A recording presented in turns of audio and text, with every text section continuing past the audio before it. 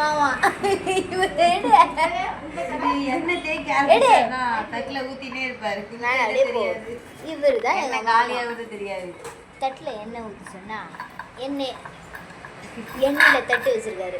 எவ்வளவு சூப்பரா பண்றாரு பாருங்க. அப்படியே வாங்க. இவதான் என் தங்கச்சி. அவளுக்கு ஏத்த மாதிரி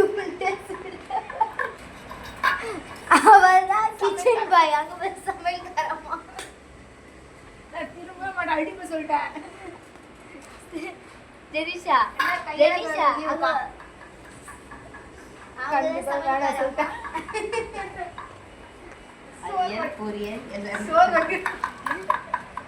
அவங்களுக்கு கிச்சன்ல மட்டும்தாங்க வேலை. அப்படியே பாருங்க, இவங்க குட்டீஸ் பாருங்க, குளிக்காம அழுப்பாங்க உட்காந்துருக்காங்க. வெளியில ஒரு வாழை மரத்தாரு காவடி செய்யறவர். அவருதான் எங்க வீட்டுக்கு வில்லன். நாங்க பாருங்க, அவருதான் வில்லங்க. வில்லங்க பாய்ஸ். கத்திதாங்க பக்கத்துல எங்க வீட்டு மொட்டையை காணோம். எங்க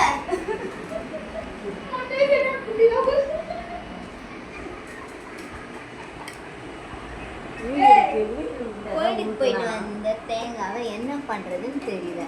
அப்பதான் எங்க மாமா ஒரு யோசனை சொன்னாரு, எல்லாமே போட்டு உண்டை சொல்லான்னு. ஜவ்வரிசி உண்டை தப்பாங்க.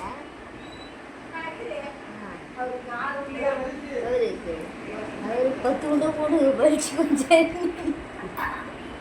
யாருக்கு ஒரு வருஷத்துல காலி ஆயிடும்.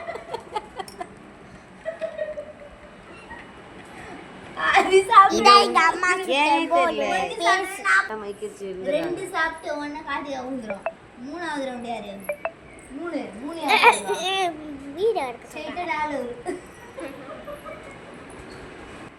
என்ன பிரச்சனை? உண்டை வேணுமா? வீடு எடுத்துட்டு இருக்கேன்.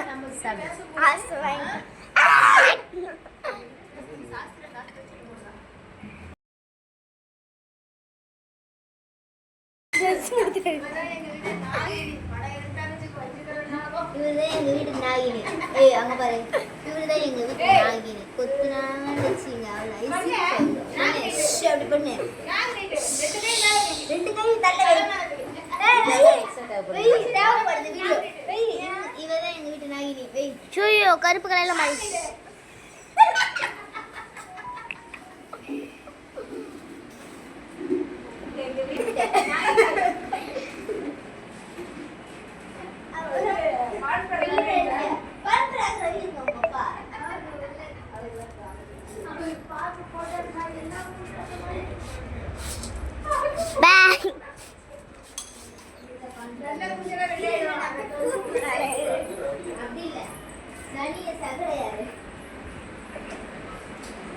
பாலு சனிய சகட பான் பிரகரவி.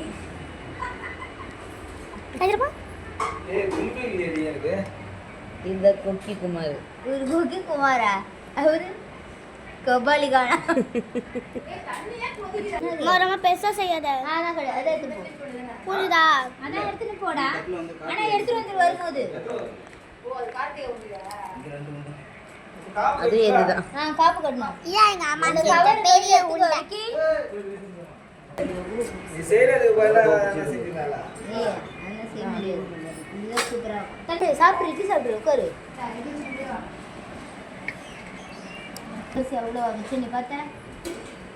நீ வச்சு தாக்குற பாரு. வந்தரா அவரு தான். எடி ரெடி அவர் தான் பான் பிறகு ரவி. பார்த்துட்டீங்களா? ஆய் சொல்லுவோம். ஆய் சொல்லு. ஆய் சொல்லு. அவர் தான் எங்கள் வீட்டு பான் பிறகு ரவி. அவர் வந்து சனி சகடை. அதோ